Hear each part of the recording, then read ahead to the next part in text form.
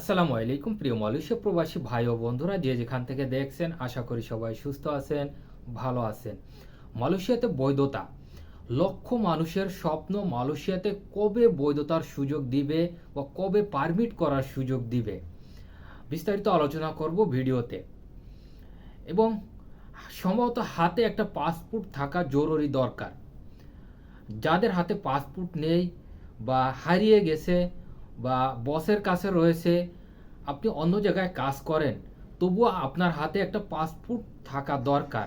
কি কারণে, বিস্তারিত ভিডিওতে আলোচনা কর। ভিডিওটা প্রচুর পরিমাণে শেয়ার করে দেবেন যাতে অন্য প্রবাসী ভাইরা দেখে উপকৃত হতে পারে আপনার একটা শেয়ারের কারণে।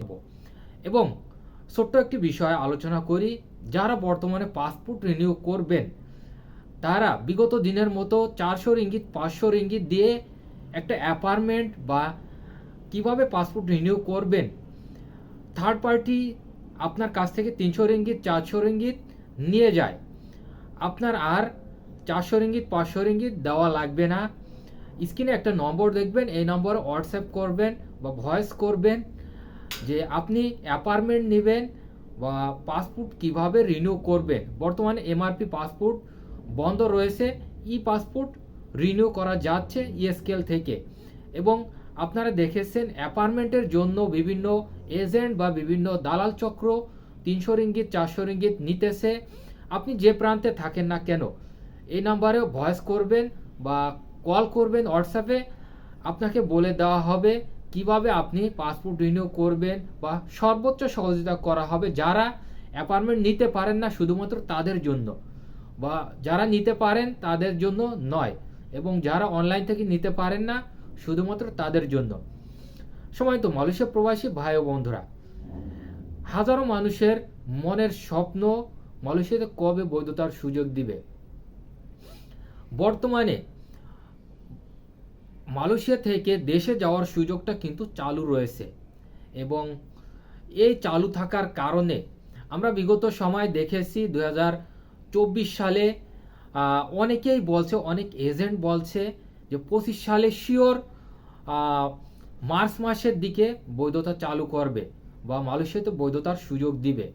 অলরেডি জুলাই চলতেছে বা 7 মাস চলতেছে 2025 সালে, এখন পর্যন্ত কোনো ধরনের আপডেট তথ্য নেই বৈধতার দিবে কি না মালয়েশিয়ার সরকার। এখন আপনারা কি করতে পারেন?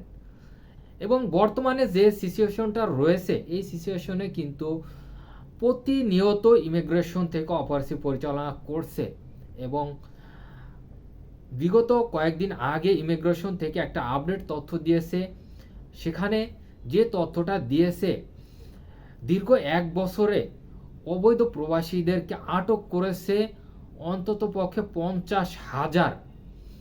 তবে দেখেন, এই বৈধতার সুযোগ না দিয়ে এবং দেশে যাওয়ার সুযোগটা দিয়েছে, এবং পিছন থেকে কিন্তু তারা কঠোরভাবে অপারেশন পরিচালনা করছে, এবং এই অপারেশিতে কিন্তু হাজার হাজার প্রবাসী আটক হচ্ছে। এখন যেসব এজেন্ট বা দালাল ভাইরা বা বিভিন্ন যে থার্ড পার্টি যে ভাইরা রয়েছে বলেছে 25 সালে বৈধতার সুযোগ দিবে, কোনো ধরনের আপডেট এখন পর্যন্ত আসেনি। এবং প্রতিনিয়ত কিন্তু এই থার্ড পার্টি লোকগুলো বা এজেন্টগুলো, দালালগুলো তারা কিন্তু আটক হচ্ছে। স্ক্রিনে আপনি দেখতে পারবেন বা ইমিগ্রেশন ওয়েবসাইটে যদি যান দেখতে পারবেন প্রতিনিয়ত 4 জন 5 জন এই এজেন্টদেরকে, যারা অবৈধ ভিসা তৈরি করে দেয় বা বিভিন্ন লোকের কাছ থেকে পাসপোর্ট নিচ্ছে এবং টাকা জমা নিচ্ছে 4,000 5,000 ইঙ্গিত, বা বৈধতার সুযোগ দিচ্ছে বা দিয়েছে, এই ধরনের কথা বলে। আমাদেরকে খুবই সতর্কতা অবলম্বন করতে হবে। এখন পর্যন্ত কোনো ধরনের আপডেট তথ্য নেই বৈধতার জন্য বা বৈধতা দিবে কি না। এটা জানে মালয়েশিয়ার সরকার এবং মালয়েশিয়ার যে দাপ্তরিক কার্যক্রম ইমিগ্রেশন বা স্বরাষ্ট্র মন্ত্রণালয় থেকে এই সব ঘোষণাটা দেয়। এবং যেসব এজেন্ট রয়েছে, মালিক পক্ষ রয়েছে, তারাও কিন্তু জানে না কবে বৈধতার সুযোগ দিবে।